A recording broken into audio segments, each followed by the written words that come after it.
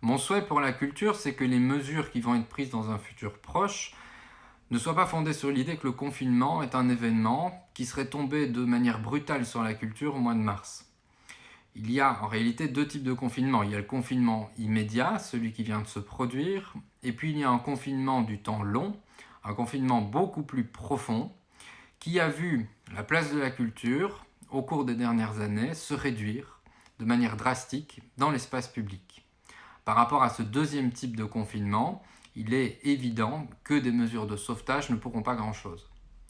Si je prends le cas de la filière du livre, qui est une culture d'une certaine façon donc cloîtrée, c'est une culture qui se voit peu dans les médias, une culture qui n'est pas très visible dans le tissu urbain, une culture qui ne se voit pas beaucoup non plus dans l'espace numérique. Tout ça entraîne un cercle vicieux parce que plus l'espace de la culture se restreint, plus la culture se referme sur elle-même. Plus on dit de la culture qu'elle est élitiste, plus on s'en écarte et en même temps plus on la sacralise. Or tout l'enjeu, c'est précisément de désacraliser la culture sans pour autant la simplifier, mais simplement en la prenant pour ce qu'elle est. Mon souhait, ce serait donc que l'on donne les moyens nécessaires à voir le livre, le voir davantage à travers une réflexion qui prendrait pour point de départ la question des territoires du livre à tous les niveaux de pouvoir, et donc sans compter uniquement sur le marché, sur les chaînes, sur les grandes surfaces, sur les plateformes diverses. Ça nécessite de réactiver, de réaffirmer le rôle de toute une série d'acteurs indépendants et d'acteurs publics. Je pense en premier lieu aux librairies indépendantes. Ce n'est pas parce qu'on a voté le prix unique du livre et que la tabelle est en train d'être supprimée que cela dispense les pouvoirs publics de proposer des soutiens structurels permanents au secteur, parce que les deux mesures que je viens de citer, il a toujours été très clair que c'était des prérequis et qu'il y avait d'autres efforts évidemment à mener. Autre aspect, secteur sur lequel il est important d'intervenir, ce sont les bibliothèques.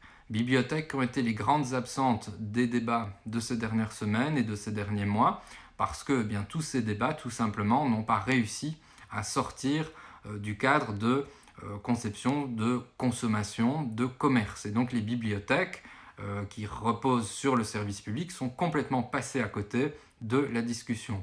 Il est urgent de revaloriser également le rôle, la place des bibliothèques dans la société, notamment les bibliothèques de quartier, à travers toute une série de réflexions sur les locaux, sur les équipements, sur les équipes, mais aussi bien entendu sur les fonds qui sont proposés par ces bibliothèques pour qu'ils soient en adéquation avec la production éditoriale contemporaine.